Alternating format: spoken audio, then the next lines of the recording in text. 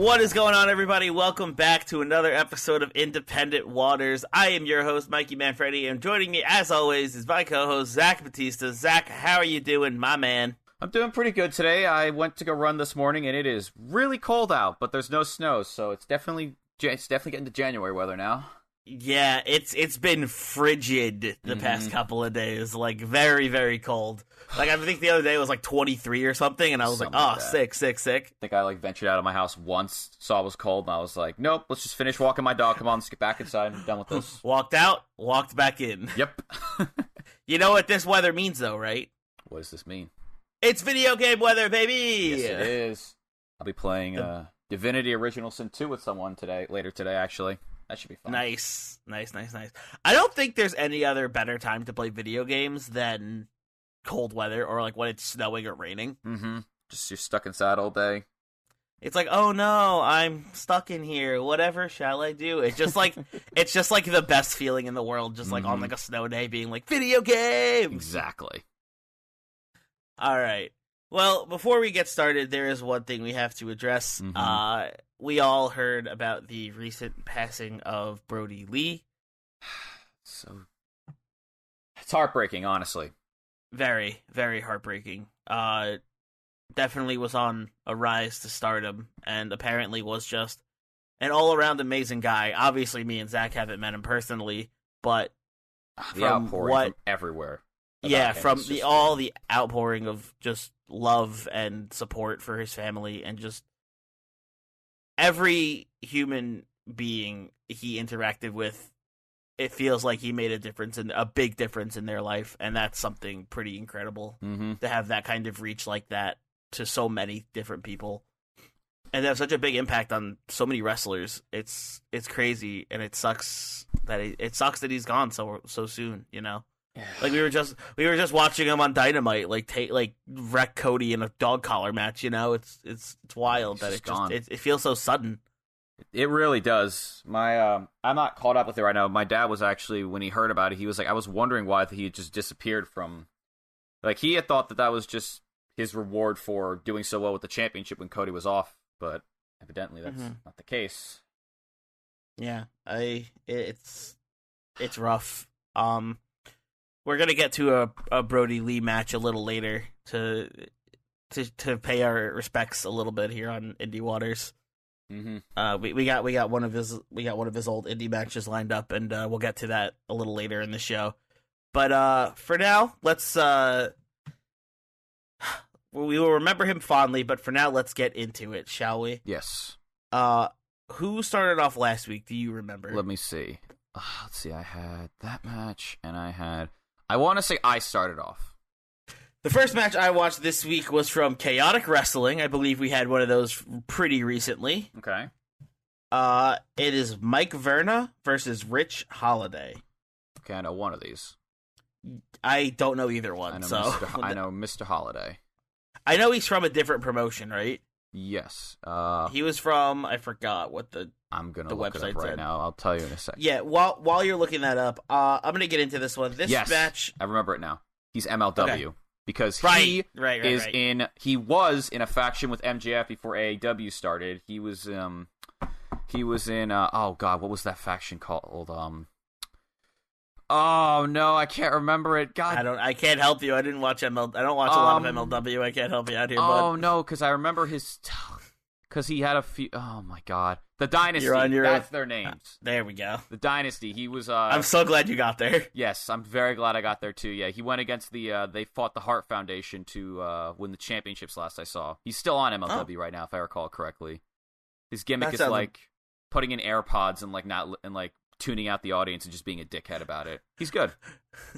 Rich Holliday, watch out, you're about to get hit with a suplex. Oh god, he has earpods in, he can't hear us. I'm hoping they've done a spot like that at some point when he comes in with his entrance with his AirPods on. Oh god, oh no. He's like really pompous way of putting them into. Anyway, continue. Yeah. So this match, before the bell even rings on this match, we get a little bit of character out of both of these guys when Rich Holliday takes like 25 minutes to take his jacket off. Yep, sounds about right for him. And as he's doing that, Mike Verna gets a little fed up, and he goes to the bar and just grabs a beer and just starts sipping on a beer while Rich Holliday's getting ready. I like that. That's good. I like that. Okay. It's just like a share. Yeah. Then the match starts, and you know it's just gonna be a slugfest between two beefy boys. Because both of these guys are pretty strong gentlemen. Yes. There's a great sequence in the beginning where Verna throws Holliday out of the ring and hits it with a suicide dive. And then Verna is playing to the crowd a little bit, and that lets Rich Holliday sneak in a hit and take control. Holliday throws Verna back inside and just has control of the match for a while. He's getting in submission holds, drop kicks, stuff he got a very Randy Orton-esque drop kick in the middle of this match. Ooh, that's always Randy Orton's drop kicks always look just so. What's the word I'm looking for? Picture perfect, basically. Yeah, it looked like that. I feel like it comes from taller guys doing a good drop kick makes it look just better, because they're so long. Exactly. Yeah. Verna does come back though when they go back to the outside, and Holliday sets him up on the barricade and tries to chop him, but Verna just kind of shakes it off because as the announcers say, he has a chest of steel. Okay. Because he has crazy big pecs. Okay. All right. Okay. So Verna shakes off the chops from Holliday. Of course. And just gets him back in the ring and just starts he does. There's one a spinning he does a spinning slam. I forgot what the hell is it called. The slam Hogan did to Andre the Giant, that classic wrestling. Okay. The scoop slam. Yeah, it's a scoop slam, but you just he did a spinning scoop slam. He just picked him up and then just spun around and then bam. Fair enough. All right. Yeah. The one issue I had with this match though is that nothing felt natural between these two. Everything was so obviously a setup to the next spot. Oh. And it was really weird to watch because it was hard to really get into this match because it just looked so choreographed. It didn't look natural even a little bit. Okay. And it was weird because it was I don't know, it felt like a match in slow motion. Okay. Where it was okay, here's what it felt. It felt like two wrestling coaches taking a class of brand new wrestlers through a match. It's listen, you could do this. You could do something like this. That's what it felt like. It felt like they were trying to teach wrestling to nobody, and it just felt so slow and so choreographed and so unnatural the whole time. Gotcha. And I just couldn't get into this one. Then there is a point where Holliday is on the top rope, and a woman named Angel Sinclair comes to the ring and does an interference. So when Holliday's on the top rope, she grabs his leg again in the most unnatural way possible. It felt like. Okay. She grabs his leg, and then this gives Verna time to recoup, and then once Holliday finally does jump off the top rope, Verna catches him and hits him with his finishing move and wins the match. 1, 2, 3. This match was short. It was only 11 minutes. Okay. But like I said, it was it felt like it was in slow motion. I was bored by it. Everything felt a little unnatural. Oh, that's a shame. I don't know. I had high hopes for it when it started off with the little beer spot. I was oh, that's funny. Yeah, that's a fun little way to start the match. That gives character to both guys. Yeah, exactly. I was oh, that's pretty funny. That's good. I think this one's gonna be all right. And then it's just wasn't. I don't know. I give this one. I honestly give this one a miss out. It's fine. It's definitely. I've never seen both of these guys, but it's definitely. I can easily tell it's not either of their best work. Mm-hmm. It felt so slow. It felt so unnatural. The whole match just felt off, and it's just I wasn't hooked. I don't know. I wasn't into this one. So I give it a miss out. But I don't know. There is no but. I don't know why I said that. I give this one a miss out. So yeah, definitely go watch something else. Maybe the match Zach suggests next. All right. Perfect segue. Yeah. All right. So this match is pretty funny because I didn't plan it for like this, but I ended up watching 2 Bea Priestley matches this week.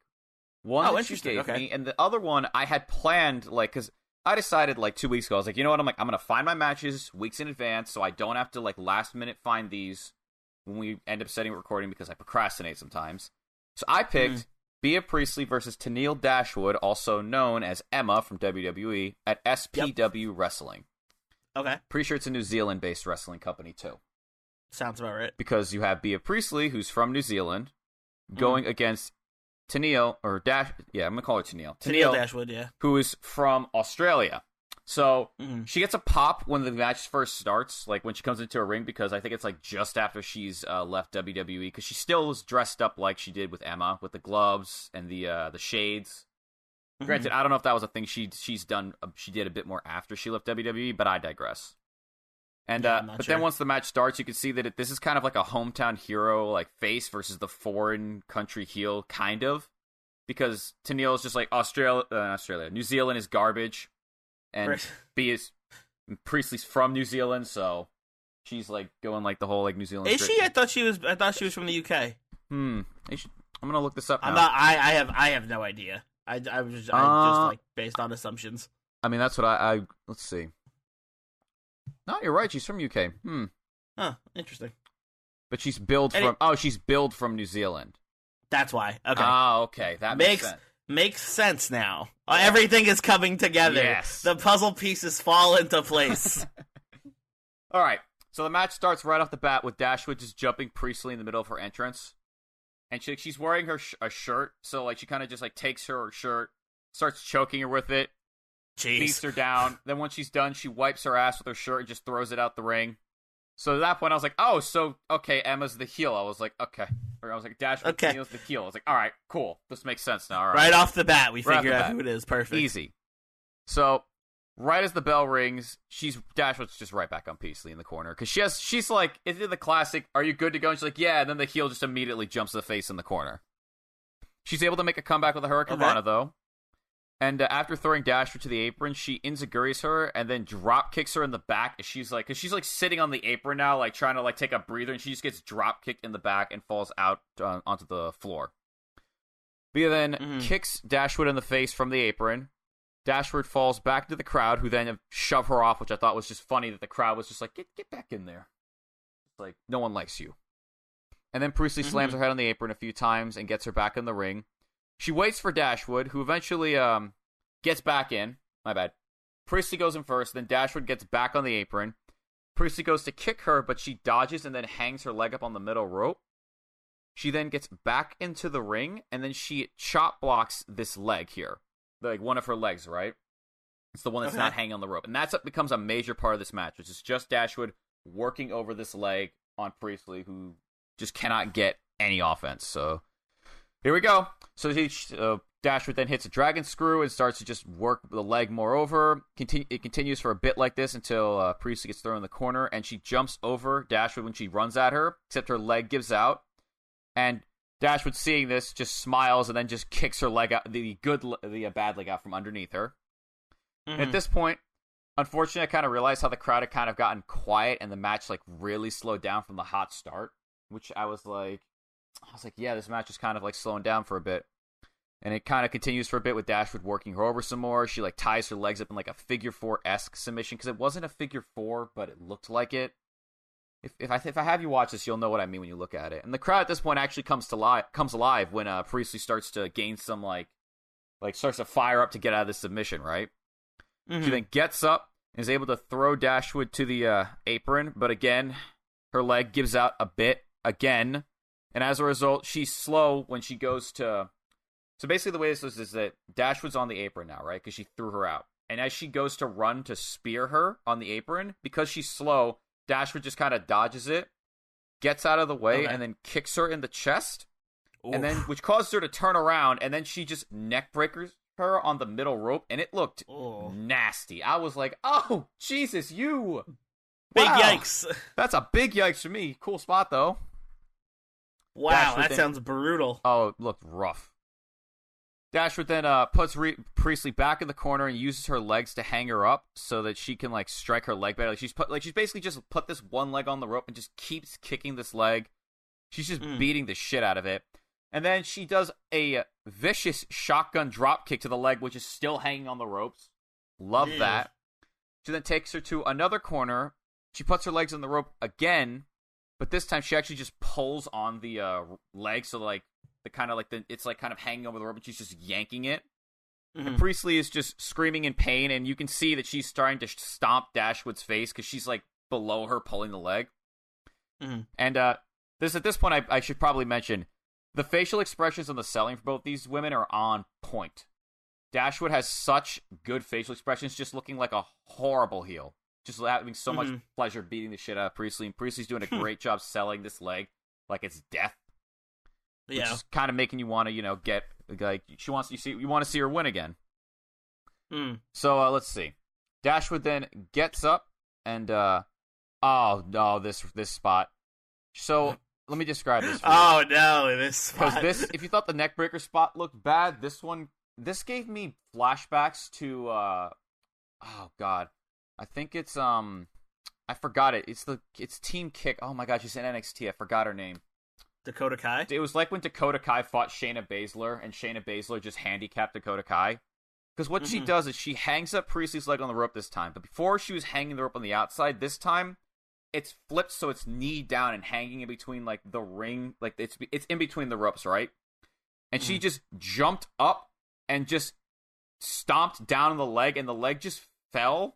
And I was like, oh no! It's like, oh God! Oh, so it's like, I know what you're talking about. It's like the thing Shayna Baszler does where they have their arm like this, and then she stomps it. It's like kind of, but just imagine that in like the corner where her knee like is just flattens. facing down. It just kicks it and it just fell down. Oh my God! It looked. Oh, it was in the corner. So I was like, oh God. No! Like, of course, I hate when Shayna Baszler does that thing. Priestley's selling this like her leg is just fucked. It's broken basically, and it's just great because. At this point, Dashwood starts gloating and taunting the crowd, calling it like, the trash and whatever. And Priestley's actually able to make a comeback with this using her good arm and leg. And in desperation to stop Dashwood from continuing to brutalize her, goes to the top, but Dashwood just stops it by just hitting the ropes and knocking her down. We then get this cool spot where she puts her in the Tree of Woe. And it's like, this is her usual WWE thing where she goes outside the ring and yanks her by the hair and pulls her like pulls the hair under the bottom turnbuckle when she's outside the ring. Yeah, if you've seen an Emma match, you know what I'm talking about at this point. Then Priestley falls down after she, I think, like stomps her body down. And Priestley's now in the bottom corner laying. And then Dashwood hits a really good crossbody just in the corner. Oh my God, I forgot this match is like, there's a lot happens in this match. My bad. So, no worries. Dashwood gets a bit too cocky here, though, unfortunately for her. And she puts Priestley in the figure 4 submission again, right? But this time she's standing up and is still taunting Priestley and the crowd. Except she gets in Priestley's face, and Priestley's actually able to get free of it by kicking her in the face after she like punches her a bit to get her to let go of one of her legs. Kicking somebody in the face is usually a good way to escape. Yep, and then Priestley hits her amazing looking, which I now know she does a lot, backdrop suplex. Looked great. And I know now that that's a move that she does on the regular.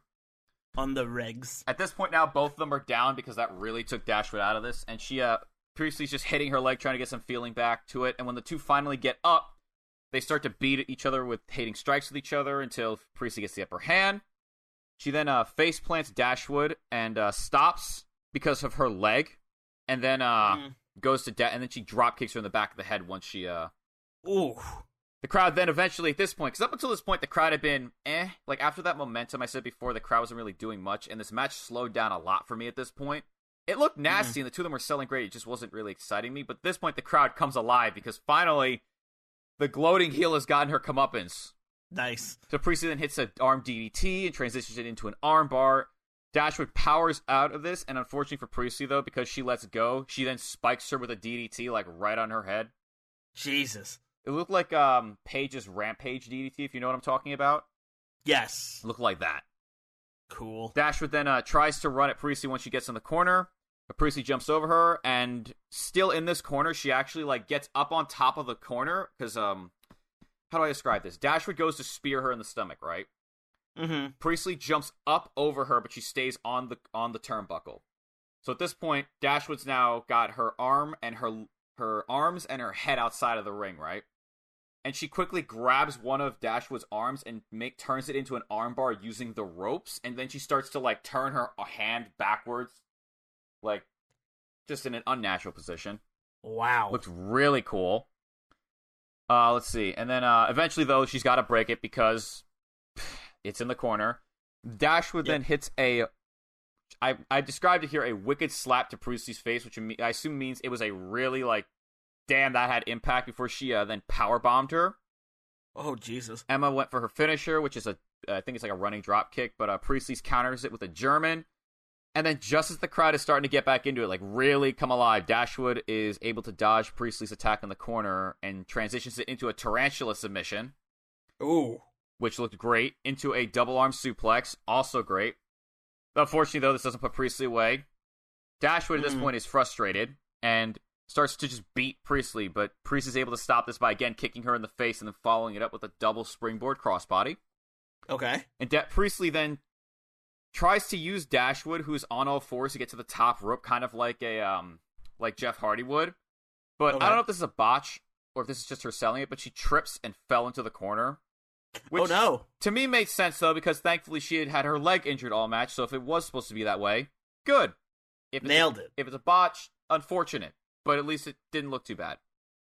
Priestley then tied Dashwood up on the top rope with her head facing... Oh, I know what this is. You know when someone like is on the top rope and the opponent hits them and then tucks their head onto the top turnbuckle and then kicks them in the face?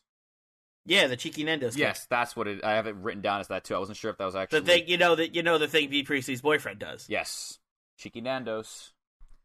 Yeah, and then we finally come after all that to the finish, where Priestley goes up to the top rope as Dashwood. Oh my God, yeah. So Dashwood's hanging on to the top rope, right? Because she didn't get knocked out by the cheeky Nando's, like she didn't fall. She's hanging on for dear life, and Priestley goes up on top and tries to double stomp her as she's hanging from the middle rope. But she misses. Ouch. And that's where, unfortunately, is all for her because it hurts her leg. And as a result, she can't get up fast enough, and Dashwood runs and hits the spotlight kick on her for the win. She then gloats about her win, talking about how garbage the people of New Zealand are. She then says, "Play my music." The music plays. You're all trash. You're garbage. Thank you. She was like, "Your country's beautiful. You're all trash. Play my music," and she leaves. I win. You all suck. Play my music. I'm out of here. Exactly. This match was pretty good. It had a lot going on to it, but like that was because I didn't want to like go through the whole thing, but like there are parts of this match where definitely I lost interest for sure, and the crowd did too. But then there were other parts of this match that were really like a lot better and like really energizing, and the crowd really got into it. I've got nothing against anything about how the two of them did their selling and the facial expressions. Great. For a simple story of that, they did a really good job with it. Which is why for this, I'm probably going to give this match... I want to give it a high meh, but like I'm just remembering how there are just points in this match where I was like, all right, she's still working over her leg. Still working over her leg. Still working over that. Oh, the momentum happened. Oh, comeback. Nice. And then back to working the leg. I'm going to give this match a meh. Okay. Solid match between these two, and you'll hear me later because I'm going to talk about Priestley some more, apparently. Yeah, you will. That took a lot longer to describe that than I thought it would. Hey, that's all right. Go off, my dude. That's what we're here for, right? It's been a while since I've really gone off on a match. Actually, no, I went off on the Charlie Morgan match. What am I talking about? From last week, by the way. Watch that. We'll talk about that again later. Yeah, as well. You had to watch that shit. We'll talk about that match later again as well. All right, but enough about that match. Let's go into your next match. My next match is a match from Pro Wrestling Ulster. We have from the 2018 Celtic Cup. We have Lady Valkyrie taking on Killer Kelly. Ooh, I actually know both of them. Yeah, wow, this is so weird. All right, and this is a Pro Wrestling Ulster title match, the women's title match. So, yeah, that's on the line. So immediate stakes to this one. Yep. And this match starts off between these two with some very good groundwork. You can immediately tell who the heel and who the face is. You can immediately tell that Lady Valkyrie is going to be a chicken shit heel and try to get away from Killer Kelly and the beatings because Killer Kelly will probably pick this person apart, right? Killer Kelly is the type of person that if I saw her walking in a dark alley at night, I would just turn around and just turn around. Killer Kelly is like the kind of person, if you see her beating somebody up, just like, and she notices you, you just like turn around and walk away and don't say a word about it. Pretty much, yeah. You're just like, yep, nope, you got it. You're good. All you. I'm out. Goodbye. Keep beating that person up. I do not care. Exactly. But there is very good groundwork in this one between the two of them. There's cool transitions between some submission spots. With Lady Valkyrie does get in some cool submissions that I saw. And of course, Killer Kelly reverses every one of them and gets into her own submissions, which are also very cool. Of course. Then every time Lady Valkyrie gets the upper hand, she, like, brags about it. She's like, experienced! And she's like, and every time she gets even a little bit of an upper hand, she brags. And then Killer Kelly, like, steps, and she's like, I'm out! And she, like, runs to the ropes. Chicken shit heel be chicken shit heel. The entire match she's running, right? Oh my god. There's one point where there's, like, a straight-up chase scene on the outside. Because Lady Valkyrie is literally running away from Killer Kelly, and Killer Kelly is just chasing her around the ring while the ref counts, because Killer Kelly needs to get her back in the ring because there's a champion's advantage. Champion's advantage, title match, all that good stuff. Yeah, so, and Lady Valkyrie's the champion, so she just keeps trying to get countouts this whole match, and literally, like I said, there's that one chase scene where it's like, you could hear, like, the Benny Hill music, like, there should have been, like, the Benny Hill music playing, while they're just, like, running around in circles. Yeah, literally, while they're just, like, running and the ref is just like, 7, like, alright, guess it's how, alright, 8. Yeah. Then they finally do get back in the ring, and there's one point where Valkyrie gets the upper hand, and she gets on the top rope, and she goes to do a double axe handle from the top rope, but Killer Kelly sidesteps and just hits her with a knee on the way down. Oh, right in the gut. That was pretty cool. Sounds just like, cool. And nope, bam. Then there is one point where Valkyrie locks in a butterfly lock, which is like, she has hooked in her legs, like she's like behind Killer Kelly, and like she has Killer Kelly's arms like hooked behind her, like really, really tight, just like in her legs, and she just like wrenches them back. She like holds the arms and just like wrenches them back. Oh wait, oh yeah, I know what you're talking about. Yeah, so she has her in one of those, and then Killer Kelly keeps trying to like reverse it by like just like punching with her arms that are behind her. She keeps trying to roll her up, but Valkyrie just does not let up on this. Like, it takes a lot for Valkyrie to finally let go. Once she does, she just like gets up and just hits like a big penalty kick to Killer Kelly's back. Ooh. Yeah. Then there was one point where they get into the corner, and they're on the top rope, and Killer Kelly ends up locking in like a dragon sleeper, but Valkyrie's like wrapped around the turnbuckle. Oh, okay. So she has like her legs locked in the turnbuckle and on the top turnbuckle, and Killer Kelly just grabs her head and just wrenches back, and while she's still like locked on the turnbuckle, and it looks so brutal. Wow, it was just like, oh god, that must hurt so badly. And if that could end the match, it probably would have. But since it was on the turnbuckle, obviously there was the rope break, so she was only able to hold it for like 3 seconds. Of course. Yeah. So like, but it definitely would have ended the match if it could have, because damn, it looked real bad. Ooh. Yeah. So this whole match just felt like it was based around,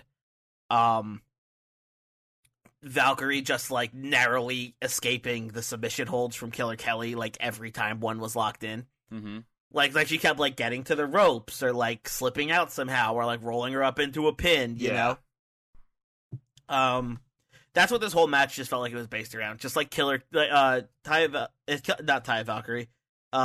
Valkyrie just trying to get away from Killer Kelly this whole match and just get her sneaky shots in whenever she can, you know? Yeah. Like, there was one point where Killer Kelly gives her, like a knee, and she, like, plays it off. She's like, oh, God, my head. I think I have an injury or something. And the ref's like, are you okay? Are you good? Yeah. And then, of course, Killer Kelly's, like, trying to get in there because she's like, let me keep fighting her because she's fine. I know she's fine. She's being a little bitch. Yeah, and then like Lady Valkyrie like shoves the ref away and hits her like with a quick roundhouse kick. Mm-hmm. Which almost does win her the match, but Killer Kelly does kick out. Oh, okay. But this match does end up coming to an end when Valkyrie, where I keep saying Taya Valkyrie, where Lady Valkyrie, rolls out of the ring, and Killer Kelly tries to go after her, but the ref keeps holding Killer Kelly back because the ref is like, enough on the outside. Just stay in the ring, please. But the ref holding Killer Kelly back lets Lady Valkyrie stay on the outside, and the ref is at 7. Mm-hmm. She looks at the ref. She looks at her belt. She grabs her belt. She throws it over her shoulder, and she goes, "Go ahead, count me out." She steps back. Killer Kelly is desperately trying to get to her to throw her back in the ring, but the ref is not letting her out. Oh, the ref says 8, 9, 10. Valkyrie gets counted out. Oh. Killer Kelly wins this match by count out, but Lady Valkyrie retains her championship because of the champion's advantage.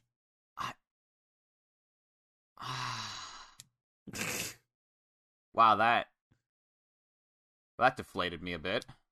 Yeah, same. But then I thought, like, it also deflated me, like, off the bat. But then I actually thought about it, and I was like, yeah, that makes sense.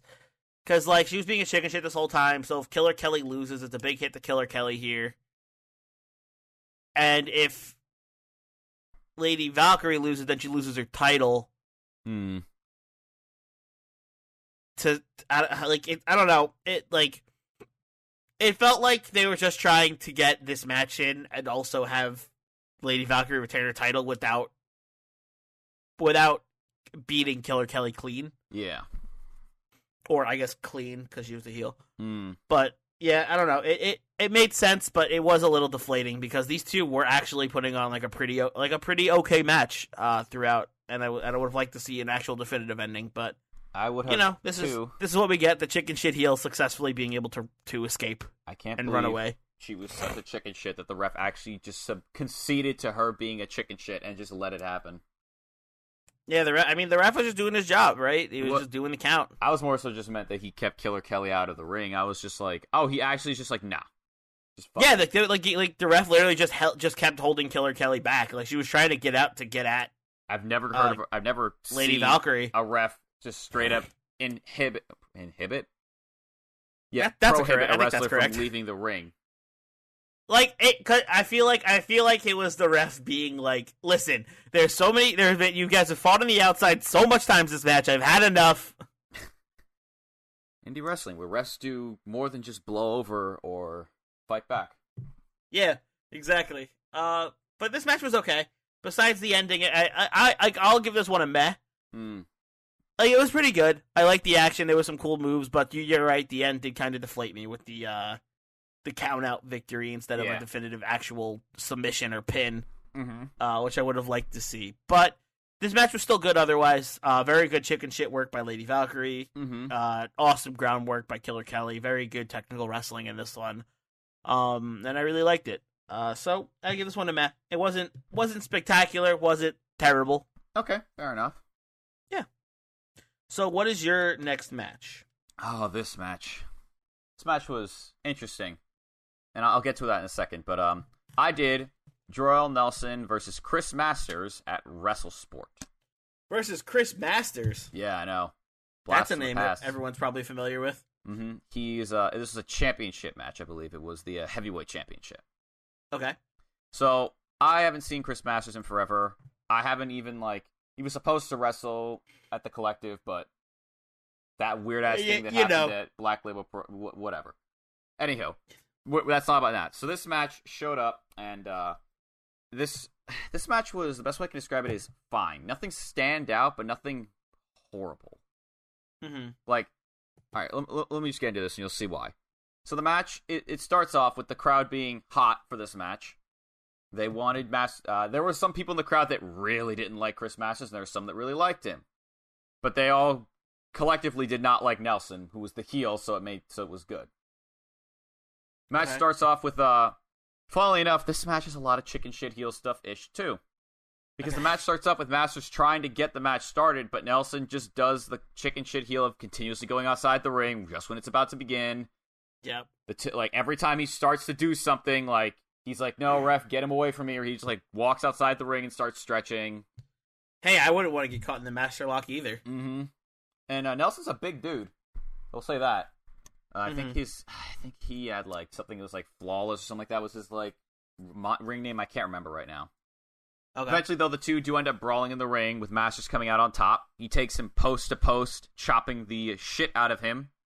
Oof. And Nelson is exaggeratingly selling this, which is great, since it just sells how strong Masters is, and he looks in great shape for this match, if I might add.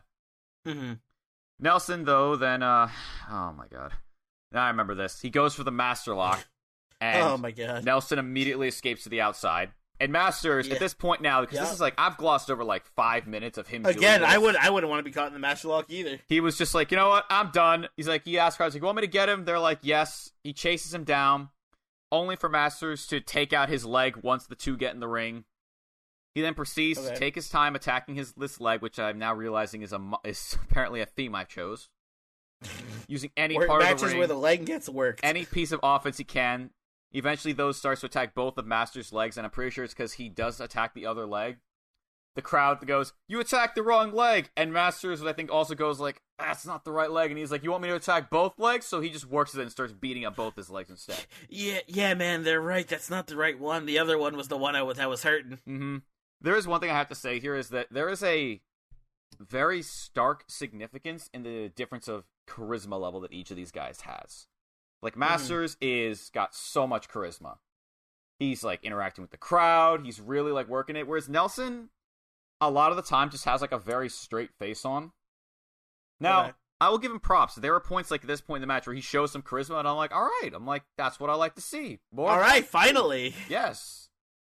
And then he goes back to being just normal, just straight face, and I'm like, come on. I'm like, just keep doing that more, but like, I think it's give me something. Come on, please. Yeah, like, keep doing that, because Masters throughout this whole match, I feel like was the one that really like was in, like the one in control of this match. Really, he was the one. It was the ring general. That's the word I'm looking for.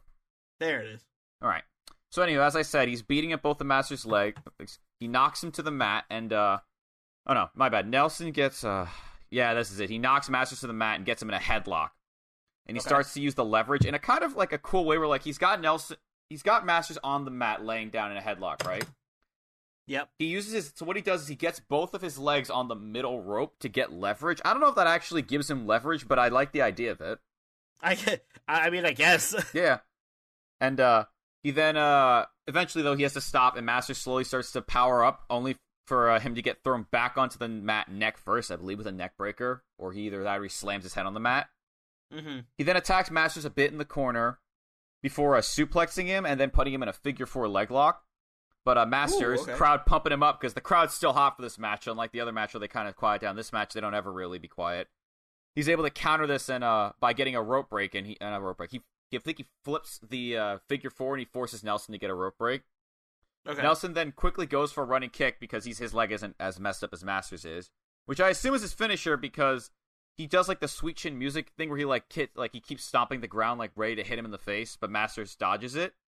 Mm-hmm. He then starts to come back finally with a chop, clothesline, then a huge power bomb, which ends up being into a very close fall where the ref's hand actually hits the mat the moment that Nelson kicks out. Like, it was like as close as you probably could get to a near fall. Oh yeah, there's one of those in the match we'll talk about later too. Oh yes, there is. The accidental like bell ring 3 count, and the ref's like, no. Yeah, exactly. So then Master then goes, I'm gonna do the Master Lock, and I was like, all right, bold play to tell your opponent what you're gonna do there, but all right. Listen, he already told his opponent he was attacking the wrong leg. Yeah. So clearly he doesn't care very much. I think if I recall him right now, he said, "Oh, that's my good leg," as he attacks the good leg, and then he's just like, "I'm just gonna attack both of them." Then, anywho, so he chose to cinch it in, and of course Nelson's gonna just try to fight with him to not let him get the Master Lock in because that shit's ending. That's like some you getting that you're gone base type shit. This is where the match starts to get weird, right? So as they're fighting in the middle of the ring, out of nowhere, like I think it's like 8 wrestlers just hop up on the apron. I don't know who any of these people are. Commentary does not tell me who any of them are. I'm just like, who the fuck are you all people? And like, there's like a bunch of people just decide to like be like, hello. Yeah, they're like, look like they're gonna beat the shit out of Masters, and the ref's like, what the hell are you all doing? And then out of nowhere, another group of wrestlers attacks that group, and they proceed to just have a big brawl on the outside. Oh. Yeah. And that's out of nowhere. And during this point in time, at some point, Nelson and Masters had knocked each other to the ground and were both laying down. I was like, when did that happen? All the wrestlers... When did they... But what? Yeah, and then all the wrestlers all leave. So I was like, I don't know what the point of them was, because I hadn't seen this yet. They explained this, thankfully. The two get to their feet, exchange really hard-hitting strikes with each other, which is a good thing, a theme for this match for the most part for some of these.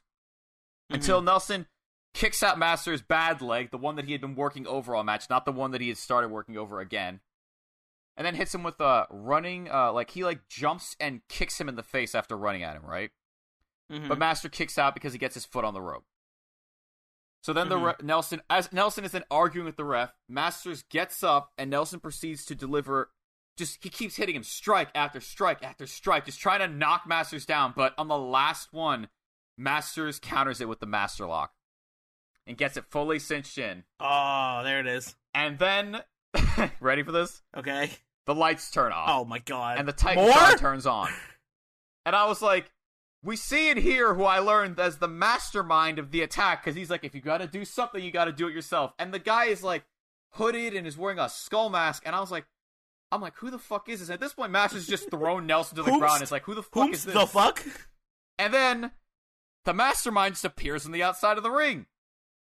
I don't know who he is, but apparently Masters does, because he starts asking him, what the hell are you doing? Because he gets up on the apron, and he's like, that's my title, I want it. And he starts maniacally laughing like the Joker.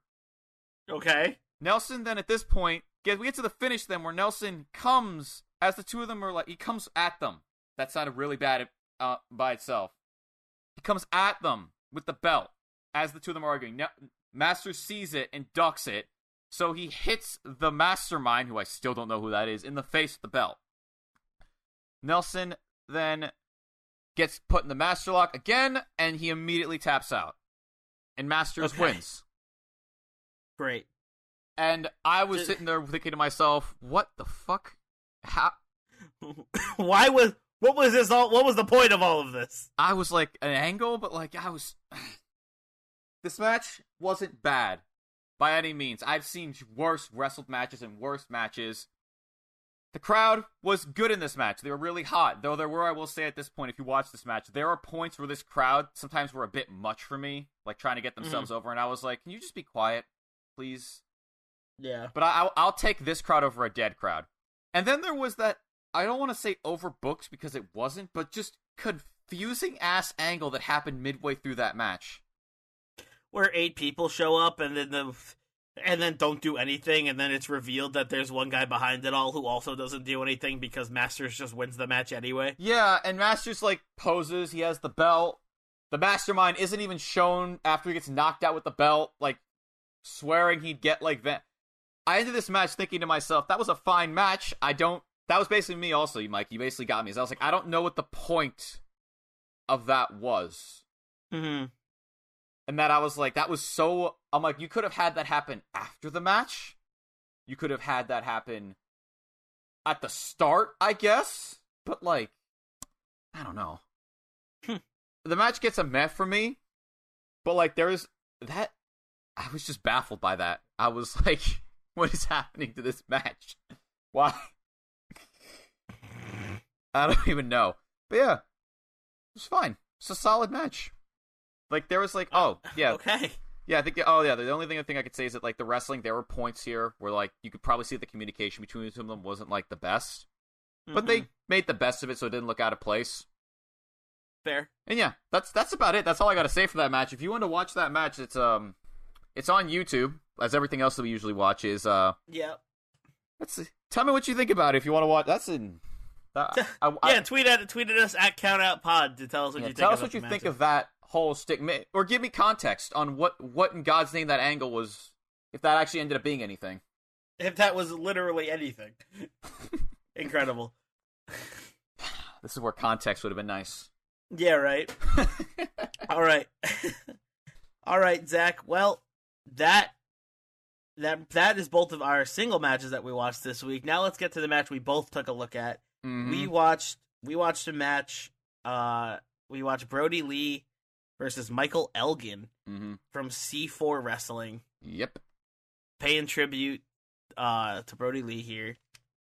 We knew we had to watch one of his matches as soon as we heard the news. So I think we picked a pretty good one too. Yeah.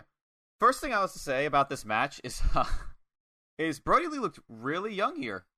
Yeah, it was this. You can tell this match was from a long time ago. Oh yeah, the only time I've seen Brodie Lee was when he was in WWE and AEW, and both times he had like a big mountain man beard, and he had wonderful facial hair in this one. I will say though, I appreciated it. He's had like a beard, but like it was more grown on like the mutton chops area of it. I liked it. It was like the old like the 18th century Civil War like chops into mustache. Yes, I was like, oh okay.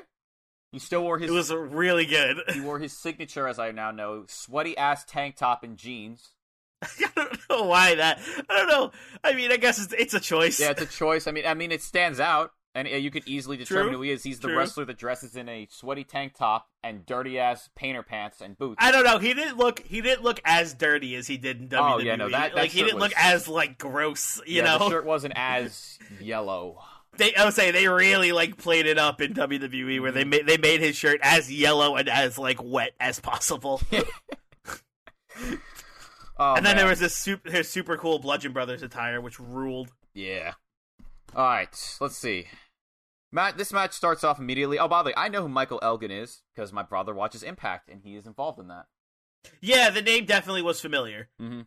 So I love how this match starts. The two immediately start to do like the collar and elbow, like trying to fight each other for control. And there's this one dude that's just heckling. And Brodie stops, gets out to the ring, walks right to this guy and says, "I'm working right now, so can you just please shut the fuck up?" And I was just like, dope. Didn't he say like, listen, if you got something to say, step in the ring? Yes, that was it. He told him like, I was just like, all right, that's one way to handle a heckler. Yeah. Dude didn't stop though, of course. But he didn't. They get back to it later. It was less obnoxious.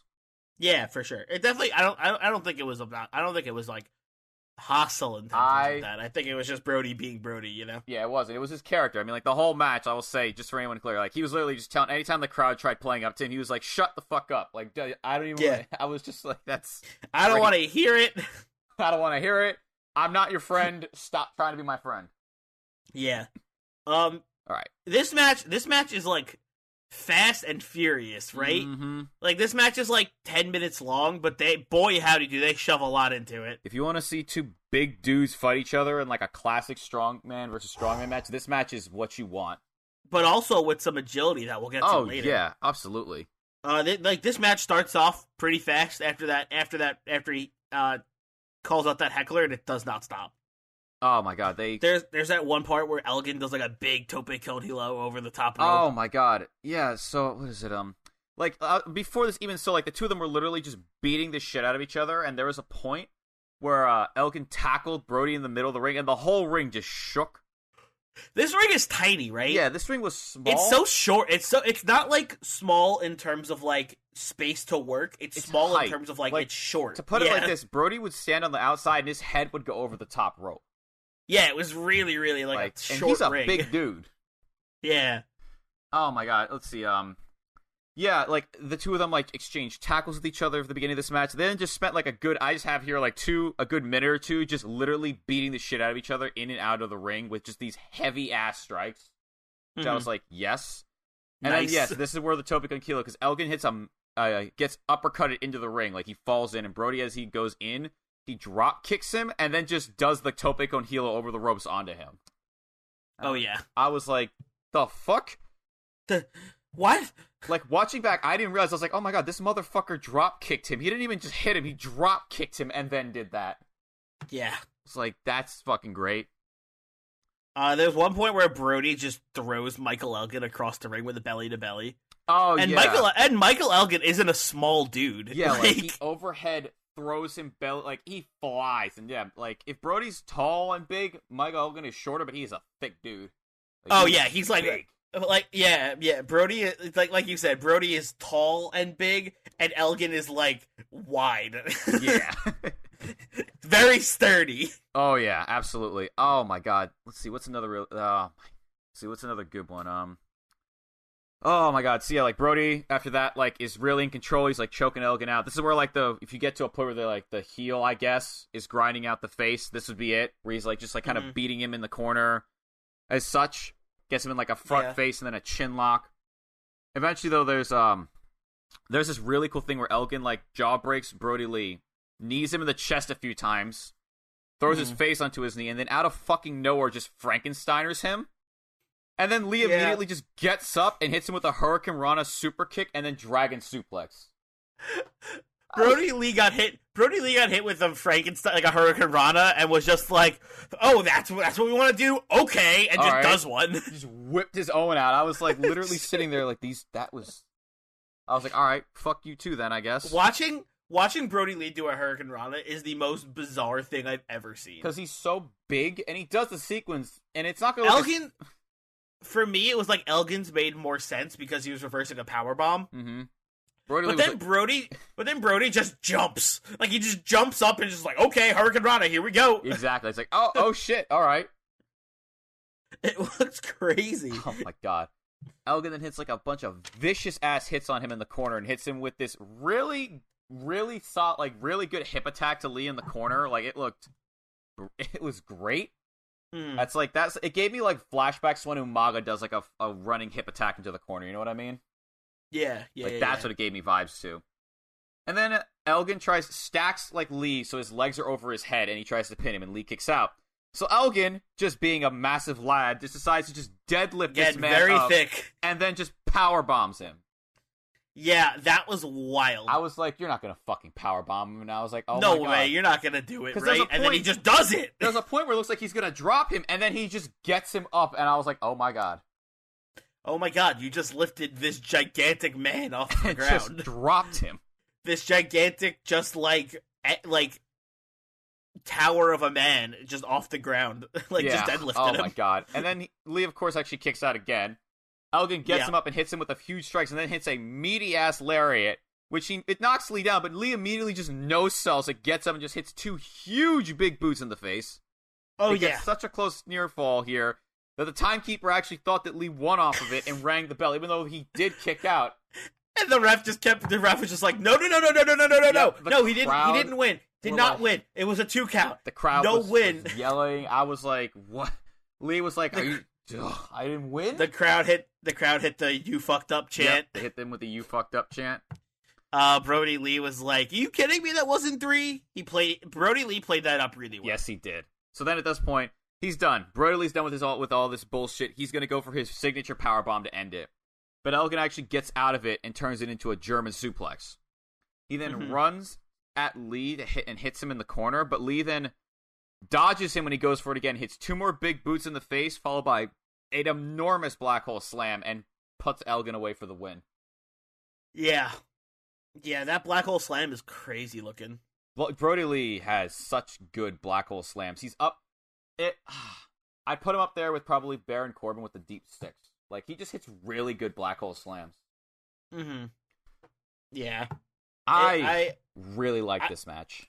Me too. I loved this one.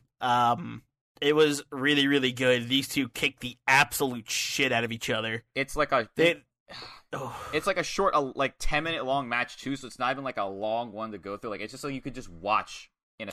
It's just a lot of good wrestling, very quickly. Yes. Like, they really shoved as much in this 10 minutes as they could. Mm-hmm. If there was one thing I could probably say that I didn't love along with this match, was probably the commentary and the crowd. Yeah, commentary was a little bleh. Commentary was like, there were moments where commentary like popped off for something, and I was like, all right. And then there were times where they would just talk about either something that wasn't relevant or just wasn't really that appropriate, and I was just like, no.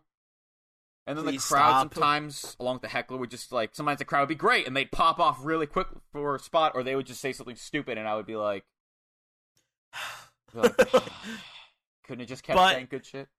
But the match itself, I would say, despite the crowd, despite the weird commentary in some places, the wrestling and the wrestlers did awesome. Were awesome. Great fucking job. I give this one a mark out. I'm just gonna get right to it. Easy, right? Like, this was an easy mark out. This match was so good. Great. I was so, like you said, it's like a burst of a match, and it's just nice.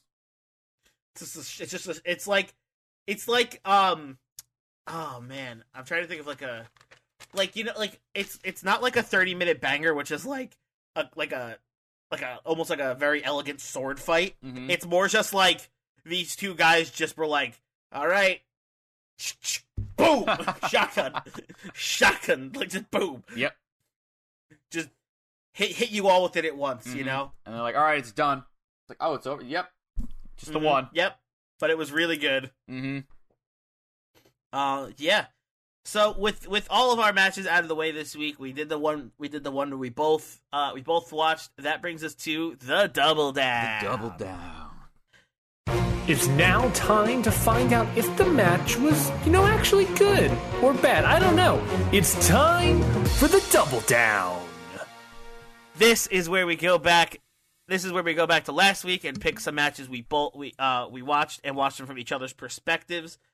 Zach, who went first last week? Alrighty, here. Let me go into my notes. Let's see. Last week I watched Elite. I think I was second because I did Elite Terrell versus Still Life with Apricots and Pears. All right, so why don't you start us off on this week's Double Down? All right. This week, you gave me Bea Priestley and Jamie Hayter going against Arisa Hoshiki and Tom Nakano at Stardom. Mm-hmm. It was a tag team tournament. I'm forgetting what the name of it was. I do not remember. But this match's start was commentary was, I don't remember. The commentary was in Japanese. The description was in Japanese. I don't know. Yeah, everything was in. I had to actually look up to make sure when I described these spots that I got each one correct because I had to look them up. This match started off a little bit slow for me, but I have to say by the end of this match, I was popping off for a lot of these spots. I also really liked how, even though I couldn't understand any of it, they showed the history between each of these competitors whenever they started to wrestle each other in the ring. Like, in the corner of the screen, what Stardom will do is they'll put,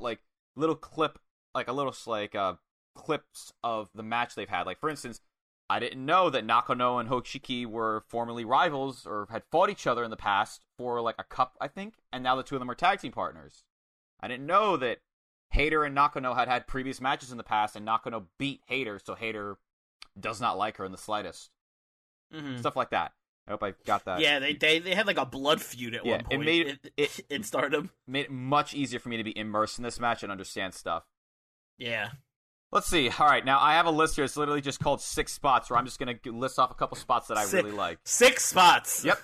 Hoshiki's, shout out to Hoshiki's dual Dragon Sleeper Hold and normal Sleeper Hold on Hayter and Priestley, which was very good. Really cool. In general, shout out to all of Hayter's lariats, because every time she hit one, I was like, she's killed that woman. It turned them inside out. Yep, dead.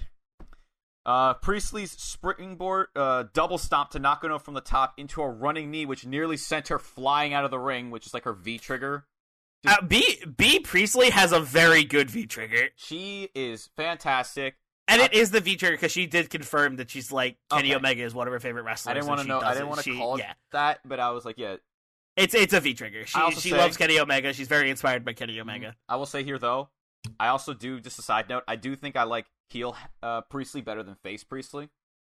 Oh, me too. Easy. She's such a better heel. Great. Let's see. The double team spots by Hoshiki and Nakano, this specifically where they double running kneed Priestley, rolled her, and then just duo kicked her in the chest with an axe kick as well, was awesome. And then finally, Nakano trying a variety of really well executed spinning kicks, which Priestley then countered each one of them and then just nailed her in the face and knocked her out, basically. That was awesome. Let's see. Another one. I love where after Hayter got double kicked in the head, Priestley had to wake her up to get her to do the spot. She's like, come on, get up. And she's like, what? Oh, shit. Okay. Thought that was awesome. Selling in this match was gorgeous. Loved it. And finally, just a funny spot that I liked was when Nakano went to go tag Hoshiki, but because Hayter pulled her off the ropes, the camera panned and she was just missing. And commentary was like, huh? Where'd she go? And I was just... What? And, like, it really just gave me this feeling that, like, they were, like, a wrestling fan like me. And, like, were doing their best to, like, basically express how they felt and, like, how the match made them feel, which I liked. That's what I want in a commentator. I want them to make me, like... I want them to tell me a story in this match and, like, tell me, like, how they feel to make me also feel things for this match. Mm-hmm. I shut off closed captions in this because, they kind of distracted me at one point because they were really funny because they're auto-generated. Oh, no. So there was points where it was like, it's like, Jamie Hayter with the bean paste, and I'm like, what? And it's like so stupid. It's like definitely not the right thing, and I kept laughing at it and getting distracted by it, so I had to shut the closed captions off. Oh, man. And just watch the wrestling, or else I would have laughed too hard at some of the closed captions. Oh, man. Overall, for this match, I'm going to give it a mark out. Yeah. Like, I gave it a mark out. I was sitting here and I was really, like, really I good. probably would have been, it would have been much more definitive for me if I actually knew, like, the fuse going into it and I actually understood what commentary was saying. But for me, that says a lot about the match when the wrestling is just so damn good that I don't even need the full context to be like, this match is fucking great. Watch this match. The match slaps. It's amazing. Yes. Whew. I think I gave it a mark out as well. I believe you did as well. All right. Okay. So the match you gave me to watch was Charlie Morgan versus Sami Zayn from Pro Wrestling Eve. Yes. For the Eve Women's title. Mm-hmm. This match is insane. Yes. This match was absolutely bonkers. Oh, yeah. These two kick the absolute crap out of each other. It immediately starts out where these two are just like Jane just pie faces Morgan, and then Morgan just goes, no, and just spears her and just starts beating her up. and then Sami Zayn takes her outside the ring. They start fighting on the ramp, and then just like she just hits her with a suplex on the ramp, which Charlie Morgan sold like death. Yep. These two, there was a crazy spot with Jane climbing the ladder, and just Charlie Morgan power bombs her into the security team. Mm-hmm. And then Charlie Morgan's like, climbs the ladder, gets up on the balcony, and just does a senton from the balcony onto the security, onto Sami Zayn. Mm-hmm. Just takes everybody out all at once. Yep. The crowd does the holy shit chant. It was incredible. Yes, it was. Absolutely bonkers to even just start off this match. Yeah. There was a crazy combination from Sami Zayn with the haluva kick to the knee to the quarter drop kick. Mm-hmm. That was really cool. Yeah. That one popped me. Jane hit like that really sick armbar that didn't look like Charlie Morgan could have any chance of escaping. Yeah. But then Morgan does get that second wind and ends up getting like a bunch of crazy sequences out, a bunch of crazy high flying moves. That springboard crossbody looked awesome. Mm-hmm. Like, there was just so many cool things throughout this whole match. There was the point where Morgan kicks out of Jane's finisher, and then Jane is on the top rope, and Morgan runs up, and she shoves her, and she goes through the table, and just like you, I was like, oh my god, right, that table was there! He's like, oh shit, it exists. I forgot. They set it up in like the beginning, yep, and they go through a whole ton of other bullshit throughout the match, and it just absolutely makes you forget about. Oh right, they set that up earlier. Oh my god, I completely forgot about that. It just shoves her right off through it. I was like, oh yeah. Jane hits another armbar that looks really brutal again, but then Morgan does end up getting out of it, and she hits Jane with her finisher, and Jane kicks out again. Mm-hmm. And neither of these two can finish each other off. Finally, Sami Zayn gets a little tired of not being able to end it, so she grabs a ladder from under the ring. Mm-hmm. She ends up setting up in the corner, and she gets on the top rope. Looks like she's going to do some springboard thing or get up on the ladder or something. Yep. But Morgan runs up, gets her set up, and does her finisher from the top of the ladder, that implant DDT, they called it. Mm-hmm. Just off the top of the ladder, and ends up getting the 1-2-3 and becoming the new champion. This match was absolutely bonkers. Yep. Absolutely buck wild. one of the best matches I've seen in a long time. Such a good match. These two kicked the absolute crap out of each other, and they put on a crazy show. These fans loved it. Dude, when Morgan got the pin, and the ref hit 3, and the crowd all jumped to their feet, and the camera cut to that wide shot. Yeah, I was like, it made me cry because I was like, oh no, I miss fans in wrestling so much. Oh my god, I miss being able to shove so many people into a room. Oh my god, fuck you. It just like all of a sudden got me nostalgic. I was like, it just got me like really nostalgic for pre-COVID wrestling, where it was just like. Where every arena was just packed to the brim with fans. Exactly. Because it just gives you that. It just gives you moments like that, where the underdog face finally prevails and the crowd just explodes. Right? Like imagine the pop Drew McIntyre gotten. Remember the pop Daniel Bryan got when he won both the titles at WrestleMania, when the Yes Movement was at its peak, where he finally overcome everything, and the crowd exploded at WrestleMania. Like, I miss it so much. Oh man, it just made me so nostalgic for that time, and like, I shed a tear watching the crowd pop off, because I was like, I want that again. Oh. Anyway, this match was really good. Obviously, it's a mark out because I'm literally yelling into the microphone about it. Go check it out. A WrestleMania level match, free on YouTube. Go check it out when you can. Eve Wrestling, Charlie Morgan versus Sami Zayn. Incredible match. Whew. All right. Well, now that brings us to the end of the show. I'm going to try to calm down a little bit after that. You just got a shot of adrenaline. The Double Down is over. All of our matches are reviewed. So remember to subscribe to this podcast feed if you want more Independent Waters next week. Come back for more matches, more reviews, more mez, more markouts, anything in between. Me and Zach are going to give that to you guys. And remember to follow us on Twitter at CountOutPod as well if you'd like to see our thoughts on the world of wrestling and the world in general. You can also interact with us over there as well. And you can vote in our Twitter polls for Hit the Books, the other show I do here on this network with Ryan Knightsey every Friday, where we book SmackDown and Raw every week. Our own fantasy booking, building our own pay-per-views with our own rosters that we drafted, and we love doing it. Go check that out if you like fantasy booking, if you like SmackDown, if you like Raw. Every Friday here on the Hit the Books, here on the Count Out Network. And also every other Monday we have G1 and Only, where Ryan takes a look at people who only competed in the G1 Supercard one time and one time only. I believe he has an episode coming out on Ric Flair, so go check that out. Ooh. Yeah, that's gonna be very interesting. So go check that out if you're into New Japan, if you're into the G1 Supercard. Go check that over there every other Monday. He puts a lot of work into the show, and it's really, really cool. I think you'll really like it. And go check out the YouTube channel as well at the Count Out Network YouTube channel, where we upload a bunch of different video content. We have vlogs. We have me and Ryan doing commentary on 2K matches.